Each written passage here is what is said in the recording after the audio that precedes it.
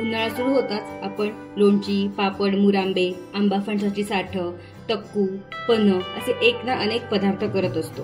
मग आज आपण कैरीपासून कैरीची आंबट गोड तिखट अशी जेली करून बघणार आहोत किंवा पाचक वडी सुद्धा आपण याला म्हणू शकतो। चला तर मग सुरू करूया। आंबट गोड कैरीची पाचक वडी करण्यासाठी लागणारे साहित्य आहे 2 मोठ्या कैऱ्या, साधारण वजनाला 500 ग्रॅम आहेत आणि इथे मी तोतापुरी आंब्याची कैरी वापरणार आहे।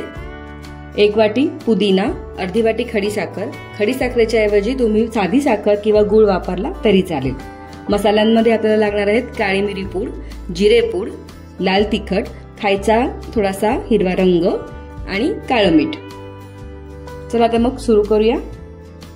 सर्वात आधी कैऱ्या स्वच्छ धुवून पुसून घ्यायच्या।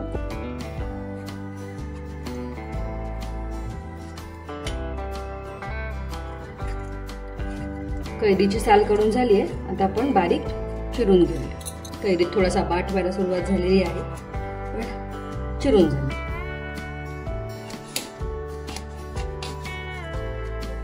कैरीचे बारीक तुकडे करून झाले की मिक्सरच्या भांड्यात घालायचे आणि थोडासा पुदिना, अर्धी वाटी पाणी घालून वाटून घ्यायचं। पाणी अर्धी वाटी जास्त घालू नका, नाहीतर आपल्याला तेवढंच आटवायचं आहे। कैरी आणि पुदिनाचा पल्प असा तयार झालेला आहे। आता हा आपण गाळून घेऊया, म्हणजे कुठले चंक्स आतमध्ये असतील तर ते गाळून घेऊ। पल्प आता आपण हा गाळून घेऊया। छानपैकी बारीक वाटून झालेला आहे।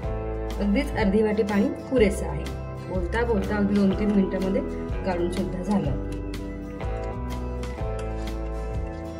गाळून आपल्याला असा एवढा पल्प मिळालेला आहे। बारीक गॅस करायचा आणि हे आपण मिश्रण घट्ट होईपर्यंत ढवळत राहायचं। त्यात आपण सुरुवातीला जिरे पूड घालायची 1 चमचा, थोडीशी मिरे आणि अर्धी वाटी खडीसाखर। कॉन्स्टंट ढवळत राहायचंय, मध्ये मध्ये थांबायचं नाहीये, आता मिश्रण खाली लागू शकतं।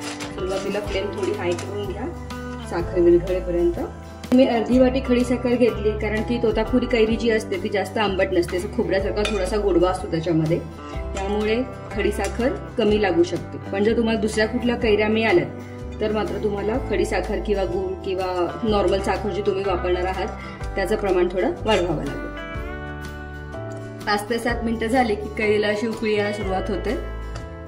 जरा जपून करा, बाहेर उडतं हे। त्यांना जाड बुडाचं भांडं आणि खोलगट जेवढं घ्याल तेवढं खूप चांगलं पडेल, म्हणजे अंगावरती उडणार नाही।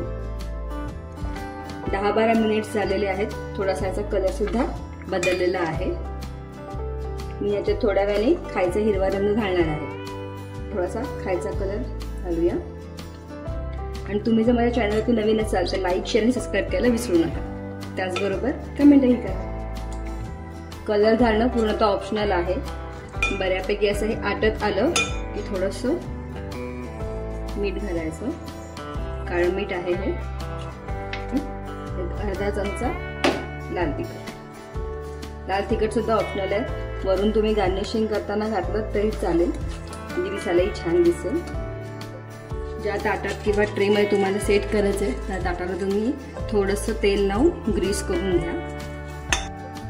घट्ट होताना मिश्रण की थोडंसं अर्धा चमचा लिंबू पिळायचं, जेणेकरून आपण जी साखर टाकलेली आहे ती क्रिस्टलाइज होणार नाही। भांड्याच्या साईड सोडायला सुरुवात केली की समजायचं की आपलं मिश्रण चांगलं शिजून झालेलं आहे। कैरीचं मिश्रण आपलं असं एकजीव झालेलं आहे, गोळा व्हायला लागलेला आहे त्याचा। ह्या स्टेजला आता आपण ट्रेमध्ये सेट करायचं। गॅस बंद करते मी।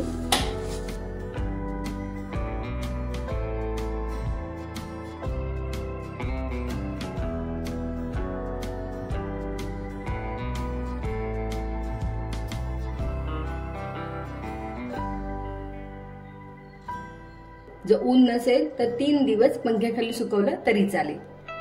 मग याच्या वड्या करून 6 महिने आपण फ्रीज मध्ये आरामात टिकवू शकतो।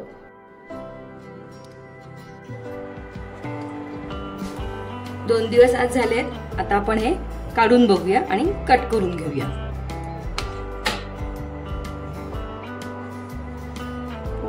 अशी ही पोळी बाहेर येते. ही आपली फ्रंट साइड, ही याची बॅक साइड.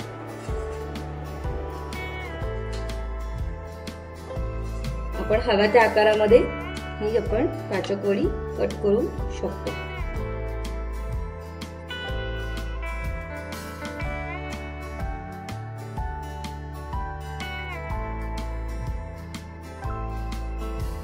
कापून झाल्या की पिठी साखरेमधून थोड्याशा घोळवून घ्यायच्या, म्हणजे स्टोअर करताना त्या एकमेकांना चिकटणार नाहीत.